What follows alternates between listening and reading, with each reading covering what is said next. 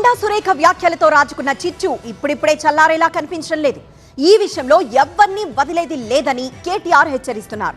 ఇక ఇదే అంశంలో బీసీ మంత్రం ప్రయోగిస్తుంది కాంగ్రెస్. మరోవైపు నటుడు నాగార్జునపై మరో ఫిర్యాదు రావడం హాట్ టాపిక్ గా మారింది. కొన్ని రోజులుగా తెలంగాణ రాజకీయాలు ఎన్ కన్వెన్షన్, అక్కినేని ఫ్యామిలీ చుట్టూ తిరుగుతున్నాయి. ఎన్ కన్వెన్షన్ ను హైడ్రా కూల్చివేయడంపై పొలిటికల్ సర్కిల్లో పెద్ద చర్చ జరిగింది. ఆ తర్వాత కేటీఆర్ ను టార్గెట్ చేస్తూ మంత్రి కొండా సురేఖ చేసిన వ్యాఖ్యలు రచ్చరీపాయి. కేటీఆర్ పై విమర్శలు చేసే క్రమంలో కొంతమంది సినిమా వాళ్ల పేర్లను సురేఖ ప్రస్తావించడంతో అక్కినేని ఫ్యామిలీ మరోసారి వార్తల్లో నిలిచింది.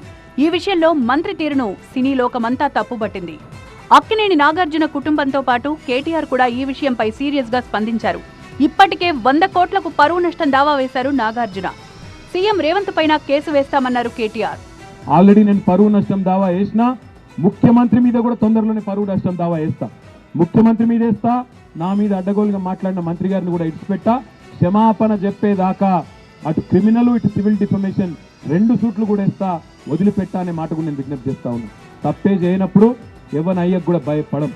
మరోవైపు కొండా సురేఖ ఎపిసోడ్ లో సినీ ప్రముఖుల కామెంట్స్ పై మంత్రి పొన్నం ప్రభాకర్ ఆసక్తికర వ్యాఖ్యలు చేశారు. ఈ ఎపిసోడ్ లో సంయమనం పాటించాలన్న యోచనలో ప్రభుత్వం ఉందన్నారు. కొండా సురేఖ ఆవేదనలో మాట్లాడారని, ఆమె తన వ్యాఖ్యలను ఉపసంహరించుకున్నా దాడి అవసరమా అని కామెంట్ చేశారు. బలహీన వర్గాలకు చెందిన కొండా సురేఖ ఒంటరి అనుకోవద్దన్నారు మంత్రి పొన్నం.